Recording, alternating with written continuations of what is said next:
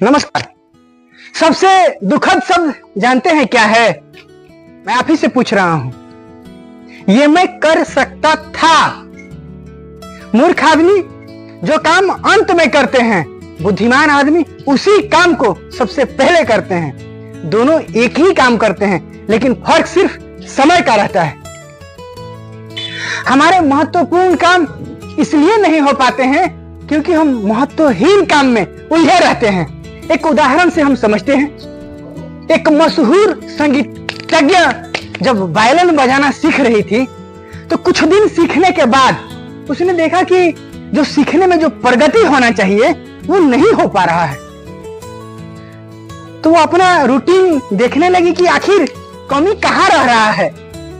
तो वो अपना सुबह का रूटीन देखी कि सबसे पहले जब मैं उठती हूँ, घर की साफ सफाई करती हूँ, खाना पकाने में मेरा टाइम लगता है, उसके बाद घर का सामान सब व्यवस्थित करते हैं। उसके बाद जब टाइम बचता है तब हम संगीत सीखते हैं। उसने सोचा कि मेरा सबसे महत्वपूर्ण काम संगीत सीखना है और इसको हम सबसे अंतिम में कर रहे हैं। उसने संकल्प लिया कि कल से हम सबसे पहले संगीत सीखेंगे, उसके बाद दूसरे कामों को प्राथमिकता देंगे। कुछ दिन बीतने के बाद वह काफी लोकप्रिय हुई। खुद को इस तरह से अनुशासित करने के बाद उन्होंने संगीत के क्षेत्र में उल्लेखनीय प्रगति की। इससे स्पष्ट होता है कि सबसे महत्वपूर्ण काम पहले करें। आप एक डायरी ले लें, उसमें कॉलम ए और बी बना लें।